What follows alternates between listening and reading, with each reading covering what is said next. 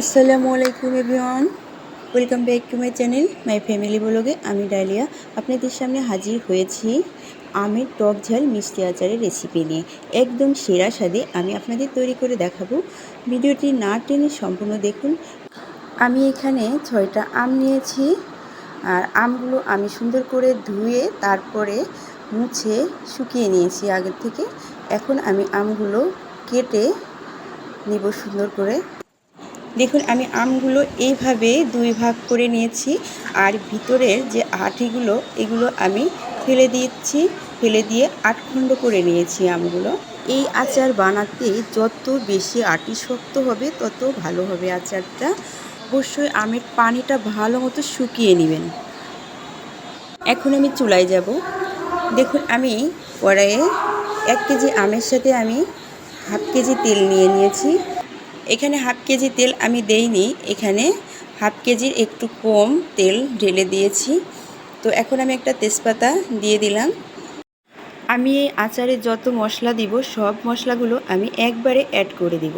তো এখন আমি সরিষা দিয়ে দিলাম, আর সরিষা দেওয়ার সাথেই 1 চা চামচ রসুন বাটা, 1 চা চামচ আদা বাটা, আর 1 চা চামচ হলুদের গুঁড়ো। শুকনো মশলাগুলো আমি একসাথে দিয়ে দিব, কারণ শুকনো মশলাগুলো পরে দিলে পুড়ে যেতে পারে আর পুরো একটা গন্ধ আসতে পারে। তো রসুন আদার সাথে যদি আমি শুকনো মশলাগুলো দিয়ে দিই তো এটার সাথে ভাজা হয়ে যাবে। এই জন্যে আমি শুকনো মশলাগুলো একসাথে অ্যাড করে দিচ্ছি সব। মরিচের গুঁড়া আমি 2 চা চামচ দিয়েছি, আর ধনিয়ার গুঁড়া 1 চা চামচ দিয়েছি। তো আমি এখানে হলুদের গুঁড়াও 1 চা চামচ এই যে অ্যাড করে দিলাম। তো সব মশলাগুলো আমি সুন্দর করে এখন ভেজে নিব। সুন্দর করে ভেজে নিব। ভেজে নেওয়ার পরে আমি আমটা দিয়ে দেব। এখন কিছু রসুন আমি ছুলে রেখেছিলাম, কাঁচা রসুন, এইগুলো এর ভিতরে দিয়ে দিব। দিয়ে একটু নেড়ে চেড়ে তারপরে আমি আমগুলো এর ভিতরে দিয়ে দিব। ঠিক এই পর্যায়ে আমি সুন্দর করে আমগুলো দিয়ে দিব। দিয়ে খুব আস্তে আস্তে নাড়া দিব। তো সব আমগুলো আমি একসাথে দিয়ে দিলাম। এখন নেড়ে হালকাভাবে নেড়ে আমি এটা ঢাকবো না, এভাবেই রাখবো। আর এর ভিতরে আমি ভিনেগার দিয়ে দিলাম, 1 কাপ পরিমাণ ভিনেগার দিয়ে দিলাম। তো আমি সরিষা বাটার সময় সরিষার ভিতরে আমি একটু ভিনেগার আর কাঁচামরিচ দিয়ে সরিষাটা ব্লেন্ডার করেছি, আর এই জন্যে সরিষাটা তিতা লাগবে না। আপনারা সরিষা বাটার সময় অবশ্যই এর ভিতরে কাঁচামরিচ দিয়ে বাটবেন। আর এই পর্যায়ে আমি এর ভিতরে চিনি দিয়ে দিলাম। চিনি আপনারা আপনাদের পরিমাণ মতো দিয়ে নেবেন, আপনারা যত মিষ্টি খাবেন সেই পরিমাণ হিসাবে।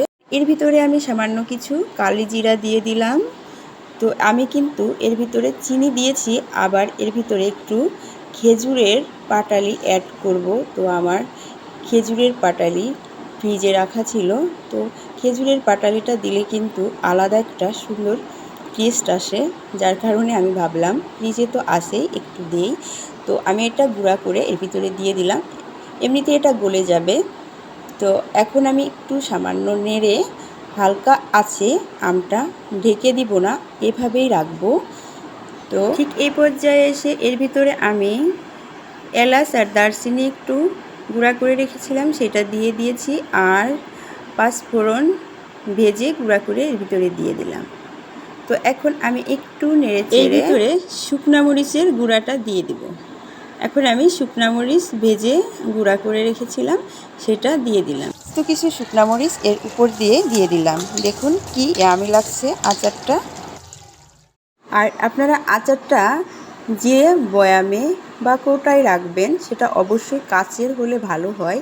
তো আর কাচের বয়ামটা এইভাবে পরিষ্কার করে রাখবেন। তো প্রথমে গরম পানি দিয়ে 5-10 মিনিট এটাকে ভিজিয়ে রাখবেন। তারপরে এটা সুন্দর করে টিস্যু দিয়ে কিংবা সুন্দর পরিষ্কার কাপড় দিয়ে এটা মুছে নেবেন। তারপরে এর ভিতরে আচার রাখবেন। তো আচারে ফাঙ্গাস পড়বে না, অনেক দিন রাখতে পারবেন আচার। অবশ্যই আচারটা ঠান্ডা করে বয়ামে ঢুকাবেন। আমার আচার বানানো শেষ। আমার এই আচারের রেসিপিটা যদি আপনাদের কাছে এতটুকু ভালো লেগে থাকে তাহলে অবশ্যই আমার চ্যানেলটি সাবস্ক্রাইব করতে ভুলবেন না, আর লাইক করে আর কমেন্ট করে জানিয়ে দিন আমার আচারটা কেমন হয়েছে। আল্লাহ হাফেজ, আসসালামু আলাইকুম। সবাই অনেক অনেক বেশি ভালো থাকবেন।